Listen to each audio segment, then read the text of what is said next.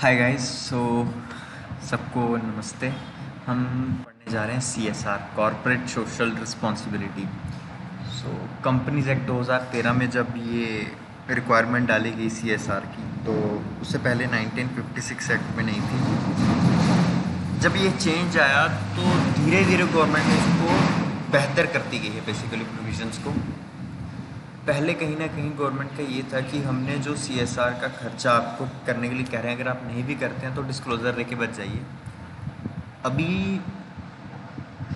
Penalty लगा दी government ने जी। तो हम वैसे ही समझेंगे कि क्या सिग्निफिकेंस है CSR का और कैसे क्या इसके लॉज हैं, रूल्स हैं। सबसे पहले CSR का सिग्निफिकेंस समझ लेते हैं। सिग्निफिकेंस CSR का ये है कि वी हैव टू पे बैक टू सोसाइटी। ठीक है, अब रूल समझ लेते हैं। रूल में सबसे पहले हमें समझना पड़ेगा कंपनीज एक्ट 2013 की सेक्शन 135, जिसकी सबसेक्शन 1 कहती है कि हर कंपनी को CSR की रिक्वायरमेंट से कंप्लाई करना होगा। हर कंपनी को CSR कमेटी बनानी होगी जो कि ठीक है, जो कि नेटवर्थ, टर्नओवर या नेट प्रॉफिट क्राइटेरिया में से किसी भी क्राइटेरिया को मीट कर जाती है। वो क्राइटेरिया क्या है सर? जिनकी नेटवर्थ का मतलब बताया 257 में, paid up capital plus reserves other than revaluation reserves minus accumulated losses minus जो भी डेप्रिसिएशन थी, लेकिन जो आपने राइट बैक करी डेप्रिसिएशन उसको एक्सक्लूड कर देना, उसको इग्नोर कर देना। ठीक है, उसको इग्नोर कर दो। ठीक है, write back of depreciation ignore कर दो, रिवैल्यूएशन को इग्नोर कर दो, और reserves created out of profits ही लेने हैं आपको। सिक्योरिटीज़ प्रीमियम लेना है, P&L का डेबिट क्रेडिट बैलेंस लेना है, कैपिटल रिजर्व्स नहीं लेने। Capital reserves are not to be considered.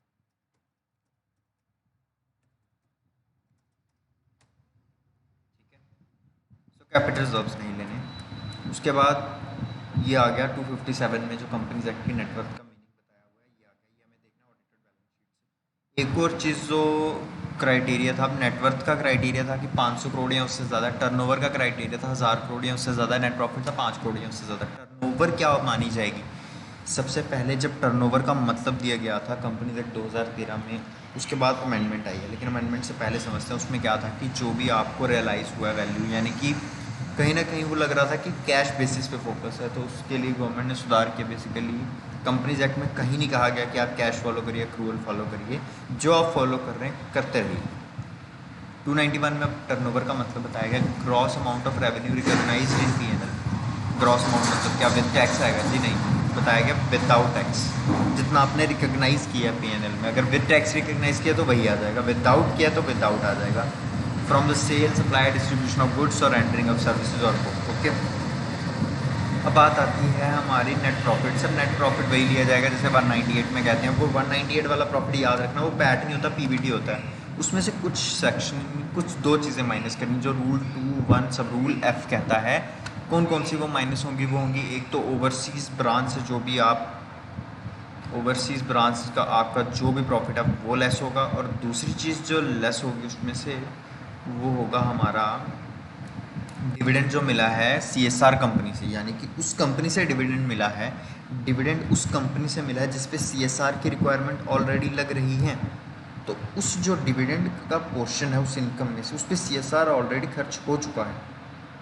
अगर उसमें से हो चुका है तो जब मेरी कंपनी की इनकम बनेगी तो उस पर मुझे फिर से काउंट नहीं करना, उस पर CSR नहीं करना। एक बार जो इनकम अर्न करती, चाहे बाद में डिस्ट्रीब्यूट हो जाए, उस पर एक ही बार CSR का खर्चा होगा। If distributed by way of dividend, अगर एज अ सैलरी दी है, कोई और तरीके से दी तो नहीं। If distributed by way of dividend only. ठीक है, अभी हमने ये समझ लिया कि किन किन कंपनीज को, हर कंपनी को कंप्लाई करना है CSR रिक्वायरमेंट से। CSR कमेटी बनानी होगी अगर नेटवर्थ 50 करोड़ 500 करोड़ या उससे ज़्यादा है, टर्नओवर 1000 करोड़ या उससे ज़्यादा है, नेट प्रॉफिट 5 करोड़ या उससे ज़्यादा है। लेकिन CSR कमेटी बनाने की ज़रूरत नहीं होगी और उसके काम सारे बोर्ड करेगा अगर CSR एक्सपेंडिचर आपका 50 लाख। सर CSR एक्सपेंडिचर क्या होगा? तो CSR एक्सपेंडिचर बताया गया है रूल में कि आपको कम से कम अपना average 2% of the average net profit of past 3 years, वो आपको उतना खर्च करना है मिनिमम। अगर वो 50 लाख तक ही बन रहा है, उससे ज़्यादा नहीं है, तो CSR कमेटी की ज़रूरत नहीं है। अच्छा, अगर सर मेरे एग्जिस्टेंस को 3 साल नहीं हुए, तो क्या मुझे कैसे खर्च करना है तो नहीं। तो जितने भी आप लेस देन 3 ईयर्स हो, तो लेस देन 3 ईयर्स के एवरेज कर लेंगे। लेकिन याद रखना, कोई भी company first year of business में CSR की रिक्वायरमेंट कभी नहीं आएगी, चाहे उसके टर्नओवर लाख करोड़ हो। अब बात आती है कि कमेटी की कॉन्स्टिट्यूशन क्या होगी। सर सबसे पहले कमेटी की कॉन्स्टिट्यूशन में समझना होगा कंपनी वाइज। एक है प्राइवेट कंपनी, एक है अनलिस्टेड पब्लिक कंपनी और एक लिस्टेड कंपनी। ठीक है, जो भी लिस्टेड कंपनी है उसके लिए CSR कमेटी में कम से कम 3 डायरेक्टर होने चाहिए। उन 3 डायरेक्टर में कम से कम एक इंडिपेंडेंट डायरेक्टर होना चाहिए। अनलिस्टेड पब्लिक कंपनी के लिए क्या क्राइटेरिया है, अगर इंडिपेंडेंट डायरेक्टर की सेक्शन यानी कि 149 सब सेक्शन 4 का क्राइटेरिया मीट कर रही है वो, ठीक है, उस केस में क्या होगा, उस केस में कम से कम 3 डायरेक्टर जिसमें से एक इंडिपेंडेंट डायरेक्टर। और अगर क्राइटेरिया मीट नहीं कर रही तो प्राइवेट कंपनी और अनलिस्टेड पब्लिक कंपनी उस केस में सेम मानी जाएंगे और उनको रिक्वायरमेंट है 2 या 2 से ज़्यादा डायरेक्टर्स की, इंडिपेंडेंट डायरेक्टर की ज़रूरत नहीं है। उसके बाद अगर हम पढ़ें, पहले क्या था, कंपनीज एक्ट 2013 में सिंपल कहा गया था कंप्लाई करो, जितना CSR खर्चा करना है वो करो, CSR कमेटी बनाओ, अदर जो रूल्स हैं उनका पालन करो। अगर नहीं करते हो तो बता दो क्यों नहीं किया रिपोर्ट में। पेनल्टी कुछ नहीं लगती थी, सिर्फ डिस्क्लोज कर दो अनस्पेंड अमाउंट एनुअल रिपोर्ट। लेकिन उसके बाद जब कंपनीज अमेंडमेंट एक्ट 2019 आया, उसके बाद फोकस किया गया पेनल्टी भी लगाएंगे हम। गवर्नमेंट धीरे धीरे बेसिकली CSR की रिक्वायरमेंट को एनफोर्स कर रही है। उसके बाद पेनल्टी लगेगी। पेनल्टी कितनी, पेनल्टी सर पेनल्टी में फाइन में था, कंपनी के ऊपर लगेगा कम से कम 50,000 से 25 लाख के बीच बीच, और ऑफिसर इन डिफ़ॉल्ट को मैक्सिमम 3 साल की जेल या 50,000 से 5 लाख या दोनों। ठीक है, अब बाद में जब अमेंडमेंट एक्ट 2020 आएगा तो फोकस फाइन से हटा के इन्होंने पेनल्टी पे डाल दिया। पेनल्टी कितनी लगेगी, कंपनी पे लगेगी दुगनी या 1 crore lower, officer in default पे लगेगी कि 2 लाख या 1/10 of amount which ever is lower. उसके बाद क्योंकि इंडस्ट्री के कुछ डाउट्स थे तो MCA ने अपना सर्कुलर निकाला था, सर्कुलर नंबर 14/2021 जी, 14/2021। इस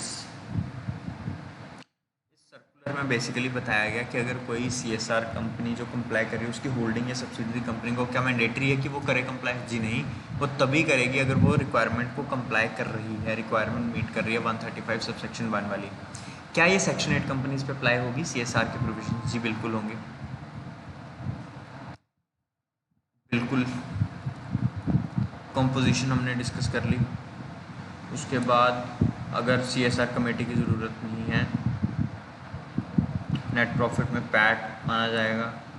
अब administrative overheads, sir administrative overheads पे जो आप CSR एक्सपेंडिचर कर सकते हो, जो मैक्सिमम अलाउड है वो अलाउड है 5% ऑफ टोटल अमाउंट जो आपने खर्चा ड्यूरिंग द ईयर।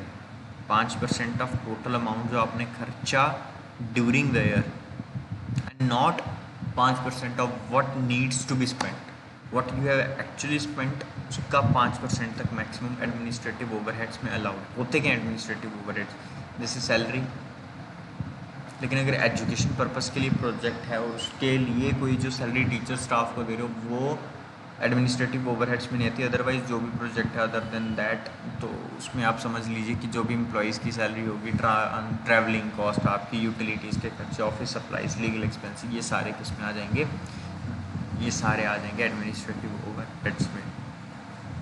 ठीक है,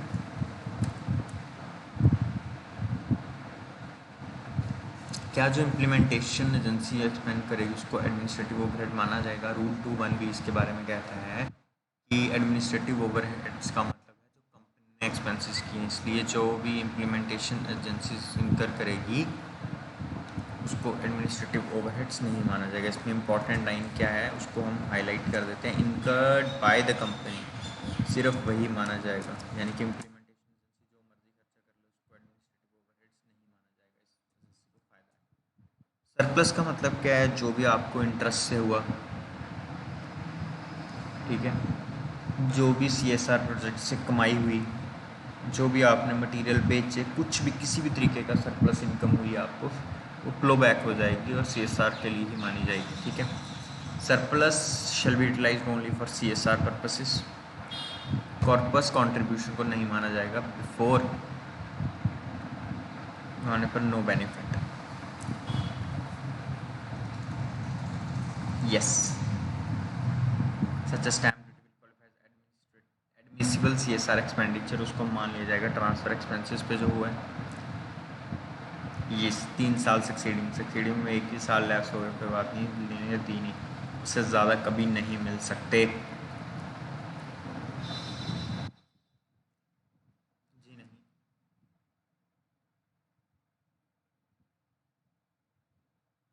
no, no, in kind allowed नहीं है।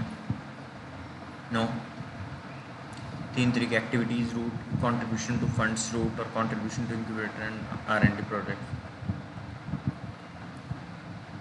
स्वच्छ Bharat Kosh, PM cares fund, PM national relief fund, clean Ganga, notified